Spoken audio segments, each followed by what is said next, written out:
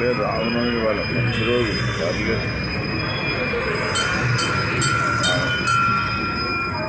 మా పేరేమో మా తల్లిదండ్రులు రామకృష్ణ అని పెట్టారు. చూడండి ఎంత వైభవంగా జరుగుతుంది.